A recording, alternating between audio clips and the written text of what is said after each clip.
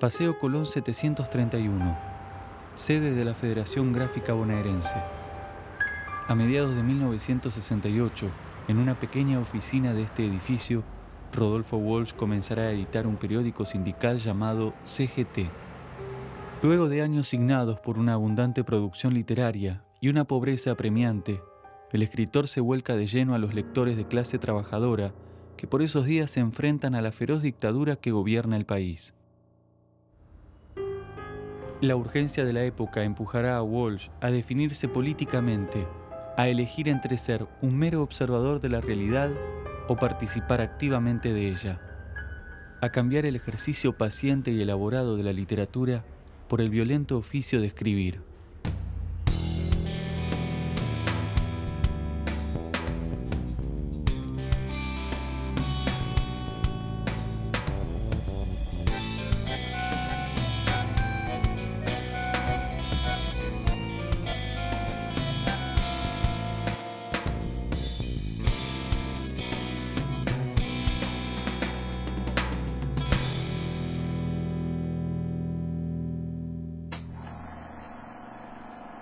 Aeropuerto de Ezeiza. En los primeros meses del año 59, Rodolfo Walsh aborda un vuelo hacia Cuba para participar de un proyecto periodístico vinculado a la flamante Revolución Cubana. La promesa del sueldo fijo, el desencanto con las instituciones argentinas y el simple interés por un sistema político desconocido parecen empujarlo hacia esa pequeña isla. Será esta experiencia la que provoque la primera grieta al proyecto individualista de Walsh. Su anhelo de convertirse en un escritor burgués se verá truncado por las circunstancias de la época. Walsh, acompañado por su pareja Poupée Blanchard, desembarca en La Habana en los primeros días de julio del año de la Revolución. Inmediatamente se incorpora al staff de Prensa Latina. La agencia está dirigida por Jorge Massetti y se enmarca en el Operativo Verdad, ideado por el Che Guevara, para contrarrestar la información que producen las agencias periodísticas extranjeras. El autor de Operación Masacre, viejo amigo de Massetti, es convocado para dirigir el Departamento de Servicios Especiales. No hay muchas pruebas que demuestren las características del trabajo que realizó Walsh para la agencia. En Cuba dicen que fueron destruidos, quemados o que simplemente se perdieron.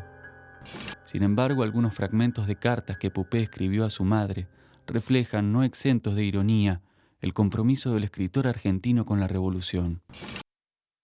Parece que el jefe decidió partir para el home. No, ya encontró algo para hacer. Oigo su máquina de nuevo. Este chico está un poco loco. No son horas de trabajar. Pero qué barbaridad. Ahora me voy a ver si logro que el cibernético vuelva a la realidad.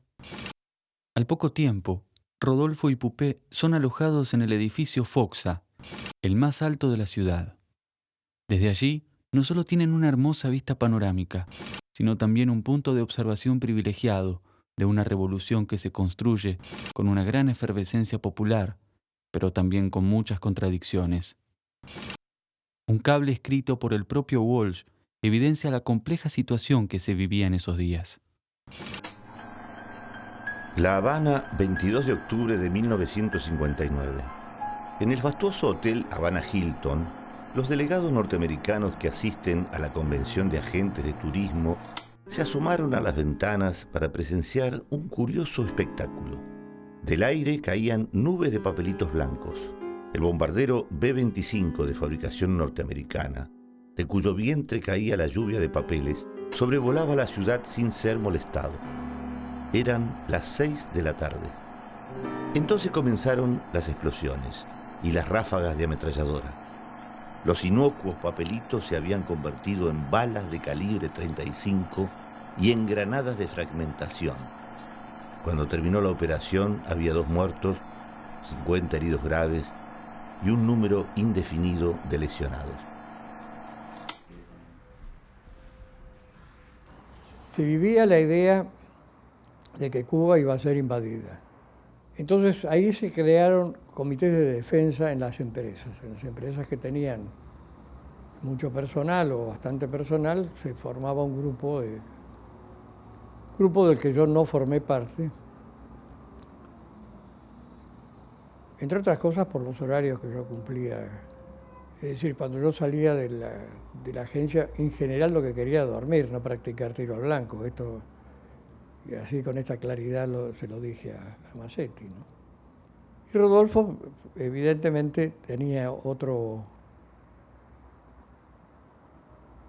régimen de horarios y podía participar de esta aventura del entrenamiento militar.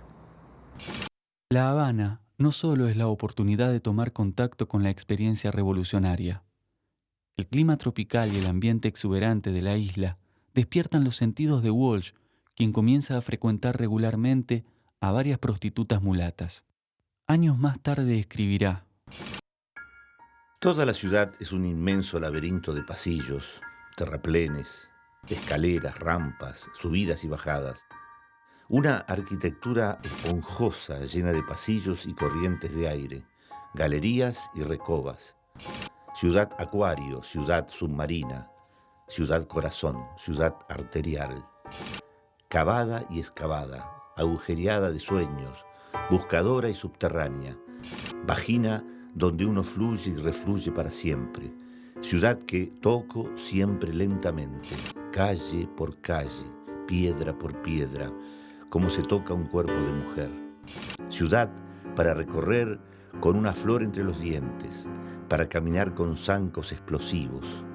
Capital del sexo, ciudad siempre llena de banderas, conmovida y tierna, con tu luz azul, con tus golpes de mar como altos chorros de semen, con tu bahía cordial de corazón, con tus grandes gatas negras, con inmensas prostitutas llenas de puntillas y sonrisas. A principios de los 60, la revista Che de Buenos Aires publica una de las últimas notas de Walsh en Prensa Latina. Julia Constenla, quien fue secretaria de redacción de la revista, recuerda particularmente la nota Guatemala, una diplomacia de rodillas, que devela los planes de Estados Unidos para invadir Cuba.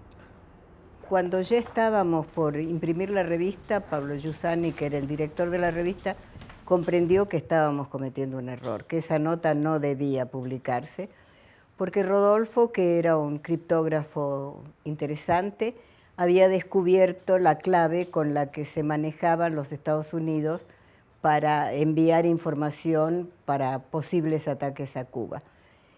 Y buen periodista y mal criptógrafo mandó la nota con las claves que publicamos en la revista Che. Pero fue un error de Rodolfo enviarla y un error nuestro publicarla. La nota llegó, se publicó sin corregir y significó una complicación en la vida profesional de Walsh porque fue grave para Cuba perder la posibilidad de enterarse de lo que estaba ocurriendo con las posibles agresiones de Estados Unidos. El error era precisamente porque la clave estaba bien descifrada, iba a dejar de ser utilizada por los norteamericanos. Es decir, en ningún momento había en la redacción de la revista y en Pablo y yo, sus amigos, la menor duda de que el artículo era un artículo serio y veraz. Lo grave es que era serio y veraz. La experiencia de Walsh en Prensa Latina termina en 1961. El alineamiento del gobierno revolucionario con el bloque comunista de la Unión Soviética provoca algunos cambios de dirección. El Partido Socialista Popular, que pasa a ocupar un lugar destacado, ordena desplazar a Masetti y junto con él todos los periodistas afines al director de la agencia, entre ellos Rodolfo Walsh. El regreso a Buenos Aires resulta extremadamente duro. El 29 de marzo de 1962, el gobierno de Frondizi es depuesto por las Fuerzas Armadas. Para preservar una fachada democrática, asume como presidente José María Guido. Es una época de gran inestabilidad política y económica. Entre marzo de 1962 y el mismo mes de 1963, juran más de 50 ministros y secretarios de Estado. En 1963, con el peronismo todavía proscripto, asume la presidencia el radical Arturo Illia, con el 25% de los votos. Pese a ser un escritor consagrado y un periodista de aptitudes sobresalientes, Rodolfo Walsh no tiene ninguna propuesta laboral concreta. Sin demasiadas opciones, comienza a trabajar en el negocio de antigüedades de Poupée Blanchard.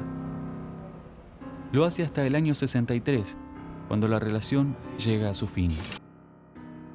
Casi de inmediato, el escritor comienza una nueva relación con Piri Lugones, la mejor amiga de Poupée. Walsh vive por momentos en el departamento de Piri, en este edificio, y por otros en su casa del Tigre. Su hija Patricia recuerda esta época marcada por una pobreza extrema. Junto con su hermana Vicky, solían visitarlo regularmente. El plato de comida habitual era el pescado que su padre capturaba en el río. Pese a ello, Rodolfo Walsh experimenta una etapa de gran producción literaria. Escribe algunos cuentos que más tarde publicará, entre ellos Esa mujer, considerado uno de los mejores cuentos de la literatura argentina. Rodolfo no tenía nada previsto para escribir como cuento y entonces en esas charlas de café recordamos que había tomado apuntes de su reunión con el coronel que le cuenta cómo se traslada el cadáver de Vita, y entonces sugerimos, no me acuerdo si fui yo o fue Piri, que tratara de hacer ese relato como un cuento, no como una denuncia. Se decidió a repasar los apuntes que había tomado, creo que en el 61, cuando hizo la entrevista, y los convirtió en poco más de un día en un cuento que algunos creen que es el mejor relato publicado en el siglo XX en la Argentina. Los que exageran piensan que es el mejor relato publicado en Latinoamérica en el siglo XX. Se puede discutir.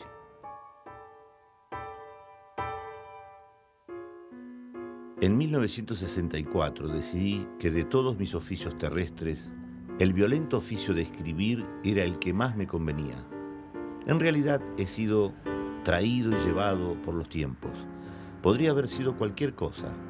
Aún ahora hay momentos en que me siento disponible para cualquier aventura, para empezar de nuevo, como tantas otras veces.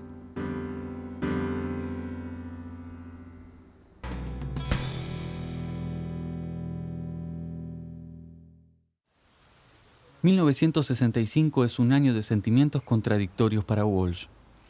La vasta producción literaria, que incluye varios cuentos y 2 obras de teatro, generada en los últimos meses en su casa de Tigre, contrasta con su precaria situación económica. A principios de año, una triste noticia sacude al escritor.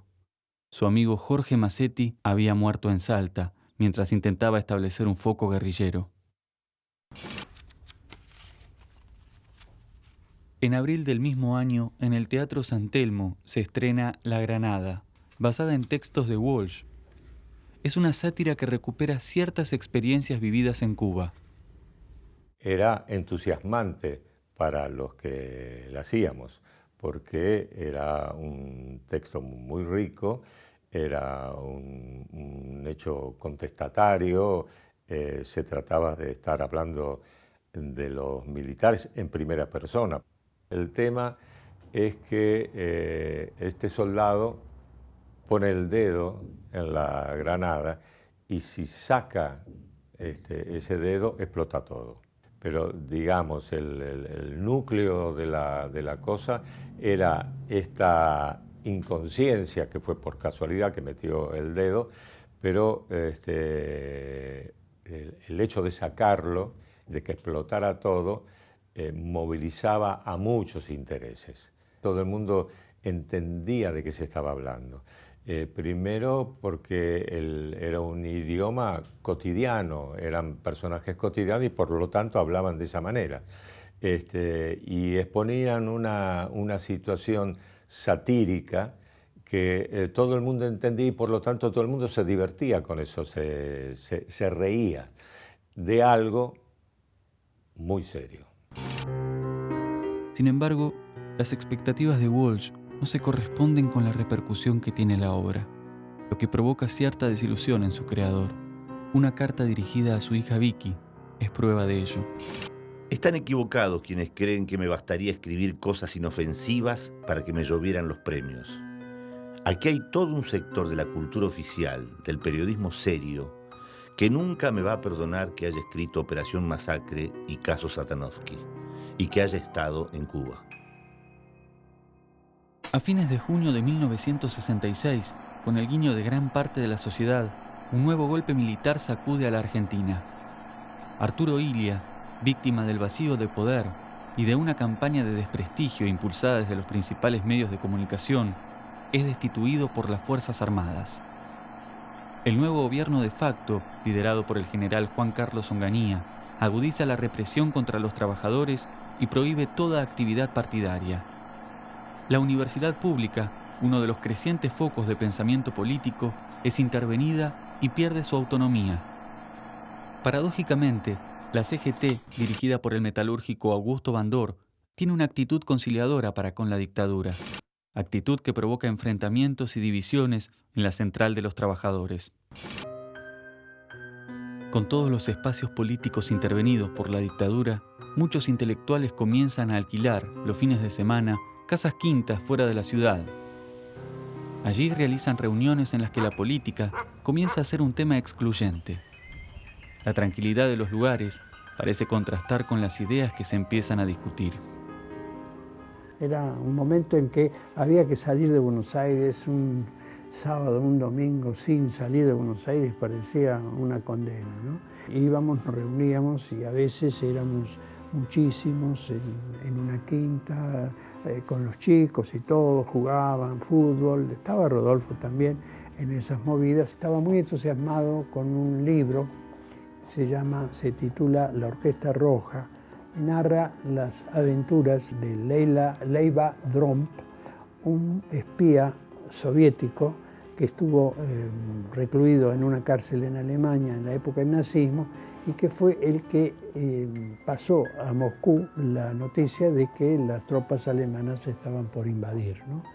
Esa gesta del espía a Rodolfo lo tenía fascinado, ¿no? En él había algo que se vinculaba quizás con su paso por Cuba, con un interés por ese universo raro, turbio, indescifrable del espionaje, la observación, y además asumía un riesgo muy grande, o asumió, según noticias vagas que me llegaron después, asumió mucho los riesgos de esa relación con, llamémoslo así, con la observación y la información. En 1967, Rodolfo Walsh trabaja para la prestigiosa revista Panorama, que lo lleva a recorrer el interior del país, investigando los más variados temas. Son notas de carácter antropológico en las cuales el escritor toma contacto con realidades ajenas a las de los habitantes de la ciudad de Buenos Aires. En estos artículos prevalece cierta admiración por trabajadores que parecen invisibles, pero que en los textos de Walsh se corporizan. El mismo año, Jorge Álvarez, el editor de sus últimos cuentos, le ofrece firmar un contrato para escribir una novela que debería estar terminada para fines de 1968. El contrato establece un sueldo fijo por un plazo determinado, algo que Walsh necesita imperiosamente, pero que en realidad terminará siendo una deuda. Sobre finales de 1967, el Che Guevara, que se encontraba en Bolivia armando otro foco revolucionario, es asesinado por las tropas del ejército. La noticia causa una gran conmoción en todo el mundo. Walsh escribe al respecto. Guevara no se proponía como un héroe. En todo caso, podía ser un héroe a la altura de todos. Pero esto, claro, no era cierto para los demás. Su altura era anonadante. Resultaba más fácil a veces desistir que seguirlo. Dicho más simplemente, nos cuesta a muchos eludir la vergüenza, no de estar vivos, sino de que Guevara haya muerto con tan pocos alrededor. Una noche del otoño del mismo año, en el bar La Paz, Rodolfo Walsh le firma a una joven desconocida un ejemplar de 1 kilo de oro, su último libro de cuentos publicado recientemente. La joven es Lilia Ferreira, quien será su última pareja y testigo de la gran tensión que la política traerá a la vida del escritor.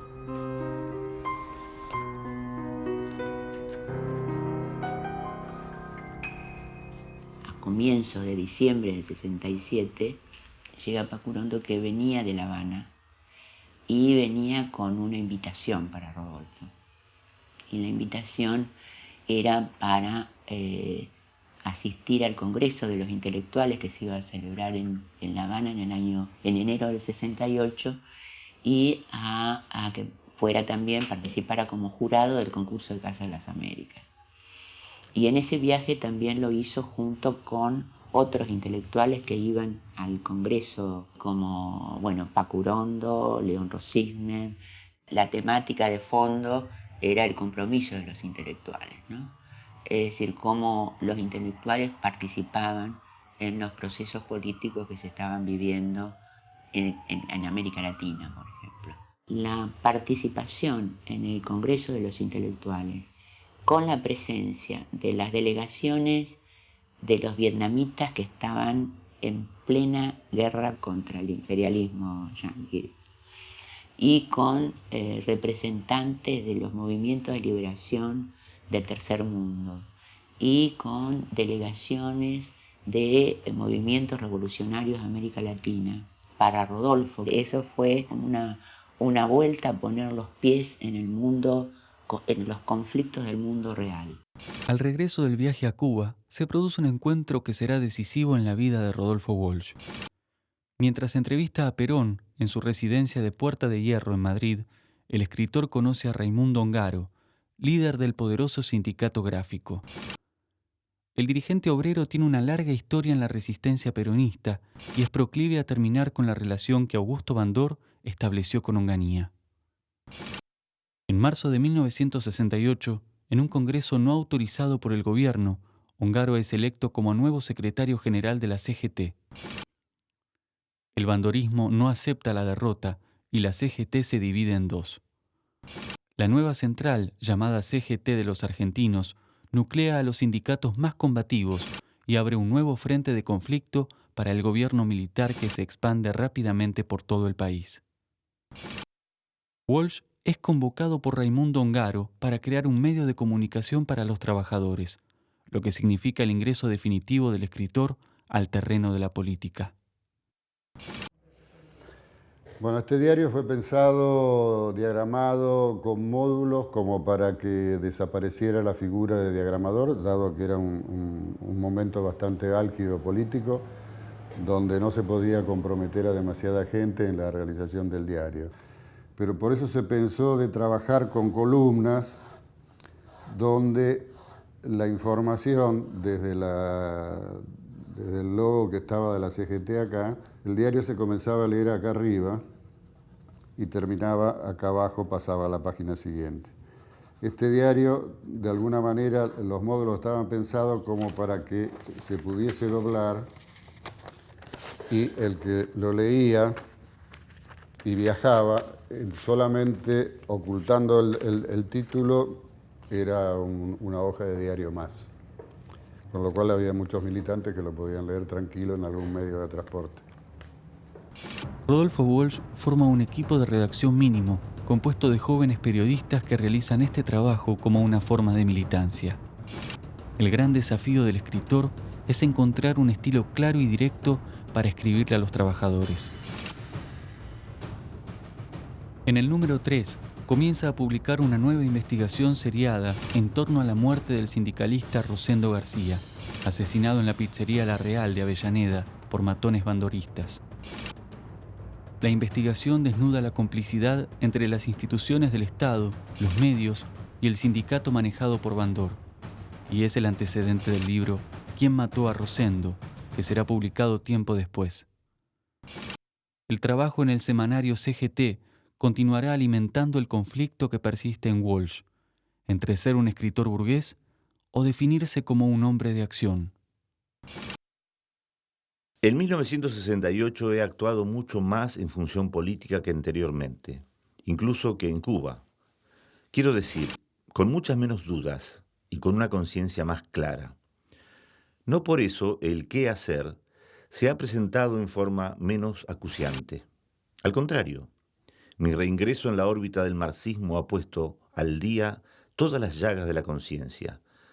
La disyuntiva entre el trabajo agitativo del semanario y el sinuoso, paciente, elaborado de la literatura se presentó con caracteres graves, que no he superado. El 29 de mayo de 1969 se produce en la ciudad de Córdoba un hecho histórico. Una multitudinaria manifestación obrera, acompañada por el movimiento estudiantil, termina convertida en una verdadera batalla campal. A lo largo de varias horas, la ciudad es tomada por trabajadores y estudiantes universitarios. Este levantamiento, llamado popularmente el Cordobazo, marca el enfrentamiento entre las Fuerzas Armadas y gran parte de la sociedad. A partir de este momento, la sede cordobesa de la CGT de los argentinos, liderada por Agustín Tosco, tendrá un rol protagónico en la política nacional. Un mes después del Cordobazo, y en medio de un clima de violencia creciente, Bandor es asesinado por un grupo comando en la sede de la UOM. Casi de inmediato, Onganía manda a intervenir la CGT de los argentinos y a encarcelar a sus máximos dirigentes. El periódico CGT se clausura por decreto y Rodolfo Walsh, sospechado de participar en el trabajo de inteligencia del atentado, debe pasar a la clandestinidad. Es un final forzado, violento, para la tensión entre la literatura y la política que atraviesa al escritor durante toda la década. El principio de un camino mucho más difícil y arriesgado, donde la política lo ocupará todo y en el que Walsh asumirá hasta las últimas consecuencias.